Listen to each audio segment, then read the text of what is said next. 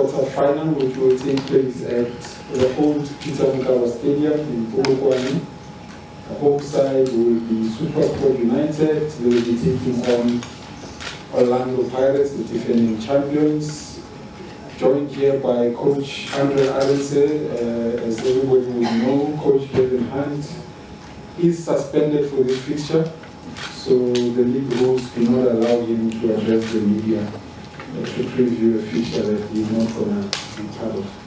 So sitting on the bench on Saturday will be Coach Andre Arendse, and he is now going to have the responsibility, to preview this fixture. Coach, maybe just the thoughts heading into that one. I know you just came from a fixture last night. You probably, I'm not sure if you've trained today, but what can we expect from SuperSport United on Saturday? Yeah, thanks. Thanks for having me, and good afternoon, everyone. Yeah, quite right. We just had a training session this morning, so came straight here. Just firstly, apologies from my head coach, Gavin Hunt. Obviously, we've explained why he's not able to be here today. But it's always an honor and a pleasure for me to come and sit and chat with you guys. So thanks for having me. Just the game tomorrow, I think, on the weekend, I think is always a massive one for us. And past battles with a team like Orlando Pirates have yielded some clinical displays from both teams, and it's a game I think that we as a club go into on the back of not some good form. Our league position will state that, and what it does do is it gives us a break from the league so that we can focus on just something different, try a few different things with players, setups, formations, etc., and build that again towards our league campaign after this particular game. But the game itself, I certainly am looking forward to. I think every coach does, every player does look forward to playing against a team like Orlando Pirates, and they're a team in some fine form at the moment. They've got their own aspirations and ambitions to mount a strong challenge to Mamelodi Sundowns, and they're certainly not doing too badly on that front. So we're definitely going to have our work cut out for us tomorrow or on the weekend. Thank you, Coach. Let's take questions from the floor, just by a show of hands. We're still in the live section, so questions that will be able to go out before 8 p.m. Do we have any hands? Let's go to T-Centric because it's a new hand. Campbell, I've noted you. Sunday papers, I would have thought you would have wanted the embargo section. Go ahead. Oh, but you no Thanks so much. Thanks, Coach. I think the last time you won this competition, you would have been there 2016, 17, back to back. But since then, 7 seasons has been first round, quarter-final here and there. What do you think has been the difference over the past 7 seasons? Yeah, thanks, but it's a good question, because I think you'll remember in the past we started to have that whole mantle of being cup kings, if you like, and we loved it. We thrived on that. We along the way we sort of built really good squads of players and players who could take us the distance in any cup competition. So there was a lot of focus on that as well. Our squads change a bit over time. And I think one of the key aspects along those lines is I think where we've gone as a club. In terms of our development structures and developing to sell, that type of thing. So that's become the lifeblood of our club, and sometimes it does pose a little bit of a problem trying to keep squads together, for example. But we've been able to manage that. I think that we've fallen maybe a little bit short on the focus of these cup competitions, because as you know, any club and any team and any coach will tell you that the league takes priority over cups, but it does give you a sort of feel-good factor, and that's one of the reasons why we feel that we need to embrace this opportunity because of the stats that you've just given in terms of when last we did well and won a cup competition like this. And that sits in our minds. And we feel that first and foremost in this particular cup now, we needed to try and go as deep as we possibly could.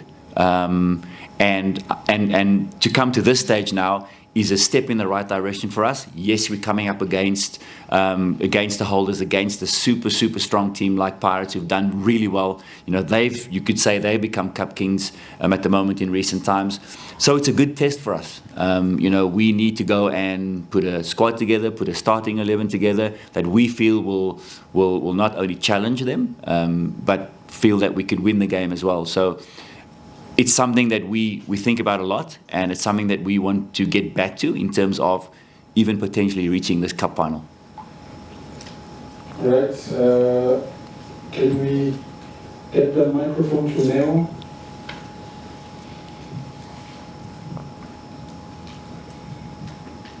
Thank you. Thank you, Fatu. Coach. How you bud? Coach, just alluding in your opening remarks that the season has been quite well. What would you say has sort of been the cause of these challenges that you guys have been experiencing throughout this season? Yeah, I mean, it's no secret that, you know, we've let one or two key players go. I think during that particular period, Shandre Campbell was one name that, you know, we were hoping to build and keep. But, you know, sometimes these decisions have to be made. I think also in the best interest of the player. And I'm just using him as an example. And look where he is now. He's gone on to great things. So we're not in the business of holding players back. We're in the business of allowing them to go and pursue their future and reach great heights. And he's busy doing that at the moment. We also have had to blood a lot of young players. There's no doubt about that. And those young players are only sort of reaching their straps now. I look at players like Shandre, who's come in as a left centre back, for example, alongside Eme Ocon. These are 20, 21-year-olds who now are starting to cement their place in the team on a regular basis. So it's taken a while, and we haven't always got the results. We've fallen short on the injury front to key players. You know, we've lost a few. We've had Tashwick Morris now move on, and we brought in Christian Saile. So these players are still got to get used to the style of play and fit into the team. We've lost Bradley Grobler with a massive facial injury that required serious operation. He's only making his way back now. It was good that we got it, that he got some game time in our last game now. So we're trying to get him into this important game on the weekend as well. So it literally has been a problem for us in terms of keeping players fit, injury free, for example, and not suspended. So there have been times where we've had to chop and change starting 11s, and no coach wants to do that because there's no harmony in the team. You've got to rebuild that harmony, for example. I know it may sound like excuses, but because every player has to come in and do a job, but it does make a difference when you're playing very close to the same starting team week in and week out, and that's been a bit of a problem for us at the moment. Right, let's move on to Jabona. Jabona from Eastern. Coach, SuperSport has a very impressive record against Pirates at home, especially in Polokwane. What do you think is behind that? And if I can sneak in a second, how proud are you in terms of looking at where Shandre is and what inspiration does it serve to the current squad? Yeah, thanks for the question. You're right, we do have a record that we're pretty proud of, and that goes quite a way back. I think our secret is to turn the Pirates fans against them when we play in Polokwane as much as we can. No, I'm only kidding. I think it's using it to our advantage. It really is. So we always feel that, and Pirates are a club with massive support anywhere around the country, and it doesn't matter where we play them. We always feel that the longer you can sustain an onslaught or a challenge from an attacking perspective from a club like Pirates, the more impatient fans get. And that sort of helps the away, or helps us, for example, if you like, and that's always a tactic that we hope works. Sometimes it doesn't, but I think for me the main reason for that is it's a game where as a coach, you don't have to inspire your team. It naturally happens because it's a big club, it's a big stage, it's a big cup competition, and the players want to do well. The players want to walk tall the next day with a lot of pride, and that for me is always going to be a motivating factor for our players. So we're very happy about that kind of approach, and ultimately in the end the players are the ones that have got to go and do the job on the field. As for Shandre Campbell, I'm very proud. I really am, and I'm just one of the coaching staff who've had the honor of working with him. We've got youth team coaches who've spent even more time with Shandre since he was. It almost feels like a Ronman Williams story. I coached Ronman when he was 12 years old, and still coming through the ranks. We've got youth development coaches at our club who've done the same with Shandre Campbell and saw his growth, nurtured him through the different processes and the journey that he's on at the moment. And but it also comes down to the player and the attitude and the willingness and the desire to want to go abroad, to want to better themselves, to want to play at the highest level. He sat on the bench against Aston Villa in the last game now in the Champions League. Maybe he'll get to play in the reverse fixture of that particular game. And that's what we're all hoping. That's what we all want to see. More of our players playing at the highest level, because it's only going to benefit our national team. And I can't wait for Shandre Campbell to come and represent our national team, for example. So he's creating a better life for himself, financially and, of course, playing style, playing ability as well. So as a club, there's no doubt that everyone in the club is super proud of him. All right, let's go to Ronaldo. Is he in front?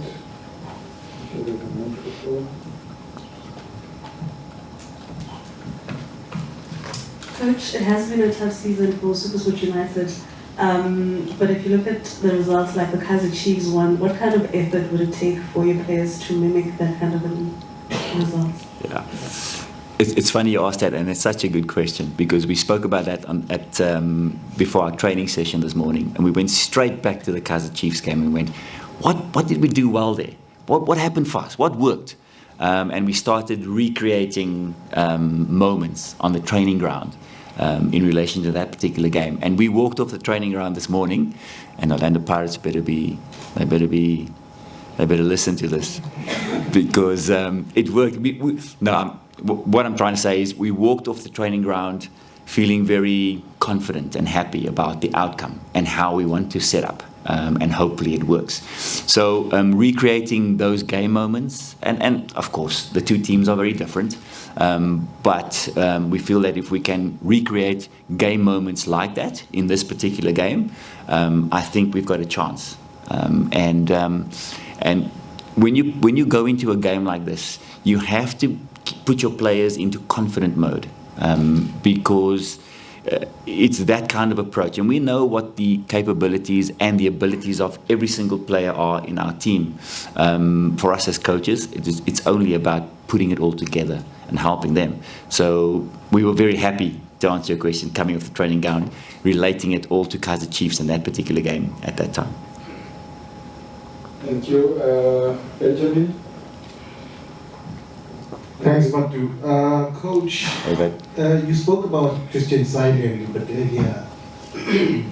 Excuse me. Can you talk to us about his time there? He seemed to struggle a little bit at his previous club, and he's come here. He looks to be far more comfortable with how SuperSport plays, and finding the back of the net a couple of times as well.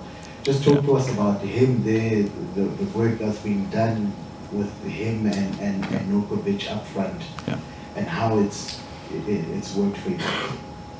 Yeah, thanks. There's a lot of quality in Christian, a lot of quality, and we needed to find the quality when he first came. So we had to have a look at him in different positions and see where he's most comfortable, where he's the best suited, for example. And I mean, if you saw the game against Kaizer Chiefs, he dealt out some really good wing play And you'll see the goal that he scored there, where he joined in from wider areas, exposing the defense at times, and that's where he's at his best. He's a very strong player, so he's got good hold-up play. He can hold people off, and he's got an eye for goal. What we've discovered is that he bounces off confidence, and if you show belief in a player like that, he's ready and willing to give you his all. So he's going through a little bit of an up and down at the moment, performance-wise, and the job that we have ahead of us is to get him into a consistent mode.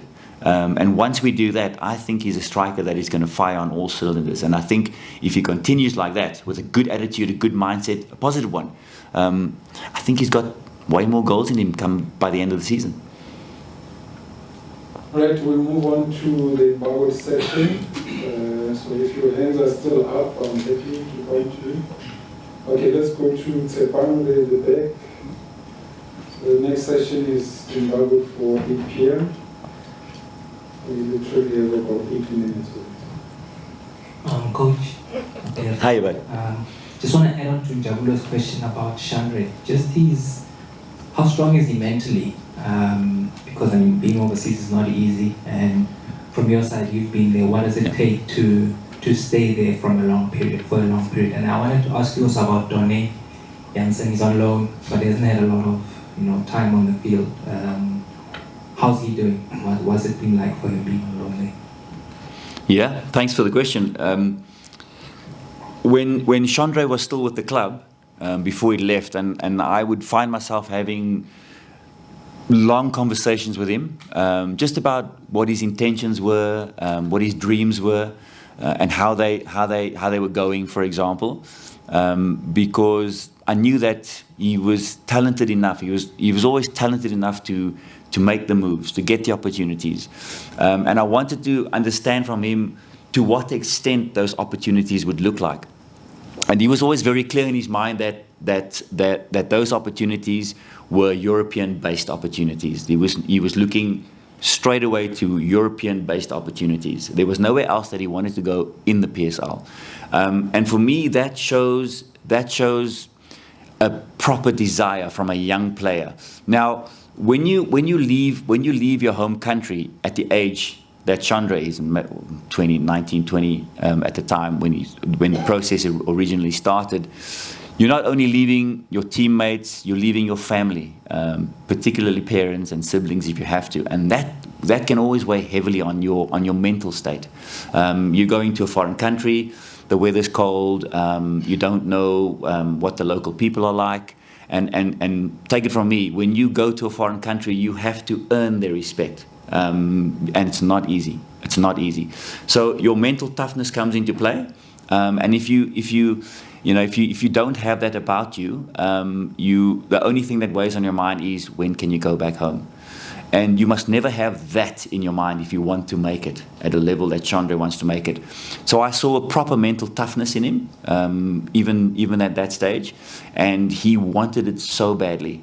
And he's starting to get it. The biggest challenge for Shandre now is to keep it, grab hold of it and keep it, and embrace it, and just follow the dream. Just follow the dream, no matter how tough it gets.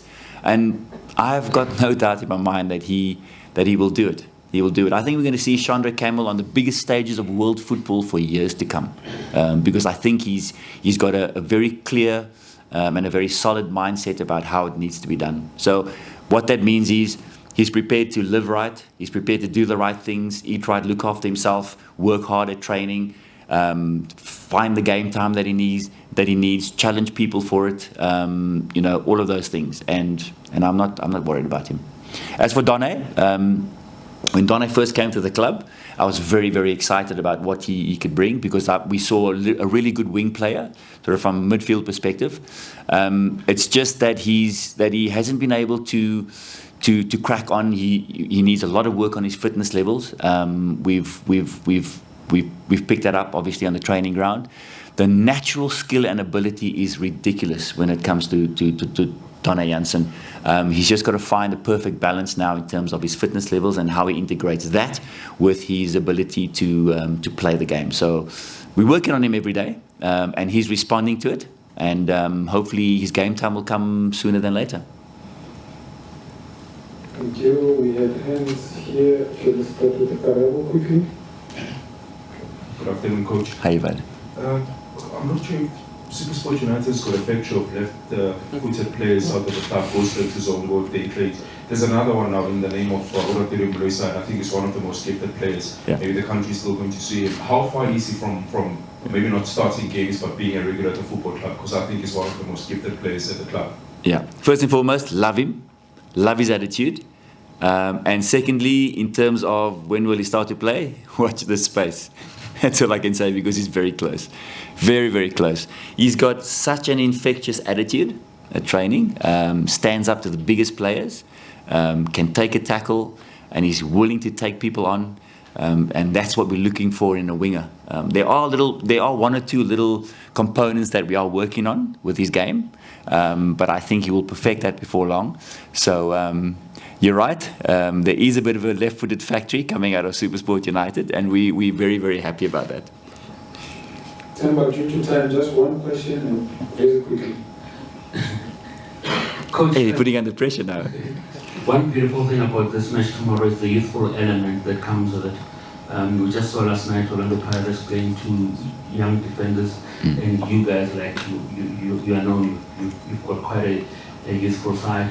The youthful element of this match, what does it say about the future of our game and Bafana to be precise, as a Bafana legend this time?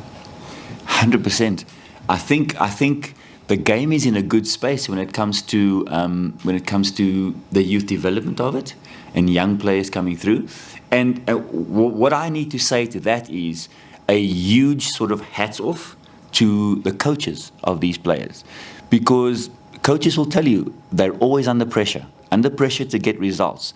Now, more often than not, players are going to err on the side of not playing young players and go with more experienced players because they're under pressure to win games. And I think the trust levels are different, because experience tells you that they are experienced and they know how to deal with situations. But the fact that coaches are taking chances on these players, and I think, I'm proud that we are one of the clubs that are at the forefront of that. We're not shy to give our young players a chance and put them on the biggest stages. And this is a big stage. This game on the weekend is a big stage, whether it's Pirates young players, SuperSport United young players, and I love seeing it. I love seeing it. And I know there's pressure on coaches to win games, but I love seeing it. And I think what it does, the message that it does send, is that our national team is in a good space, because we have something to look forward to and build on. Hugo Broos has put our national team in a fantastic space with the results that we've gotten to date. We're going on to another major competition coming up later in the year, and then there's, of course, qualification for the World Cup coming up as well. So for our national team coach, it will be an absolute delight to have such a bigger pool of players, and how he can integrate the more experienced players that he's got with these young players playing on the biggest PSL stage at the moment. So I love seeing it. I love seeing young players come through. Campbell, just one and quickly. Yes, there is only one. Coach, in fact, it's good that Tamba asked this before I do, because there is a challenge that we continue to have in South Africa, the goalkeeping challenge, and I think it's mostly reflected nicely at your club. Takazani Mbadwa comes in, very good keeper, but he's 28. So I just want you to tell me, what are we not doing right as a country to get this goal? You just talked about getting young players early and give them a chance, but with goalkeepers, we don't seem to get it right. I love you. Now you want to talk my language. Thank you. Goalkeeping, absolutely. And I don't know if I've got to be careful how I say this, but I say it with all good intent.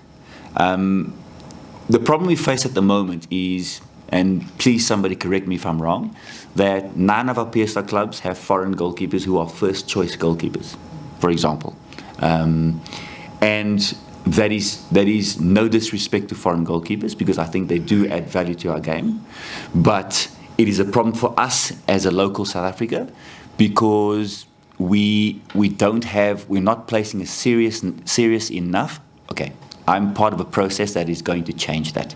But for now, we are not placing a serious enough focus on developing young goalkeepers coming through. So our youngest goalkeeper, who is a local, who is playing in the PSL at the moment, I stand corrected, is maybe Sipo Chane. I think he's 28, 29.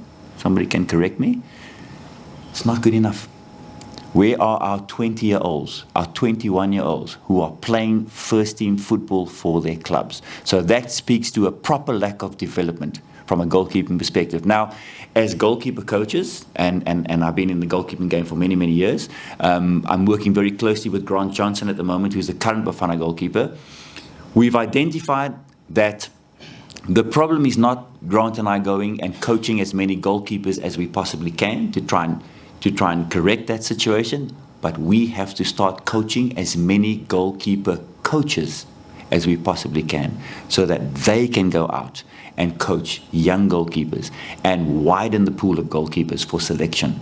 We cannot just rely on Ronwin, on Ricardo Goss, on Veli Motwa, for example, on Sage Stevens, who's coming to the squad, on Sipo Chane.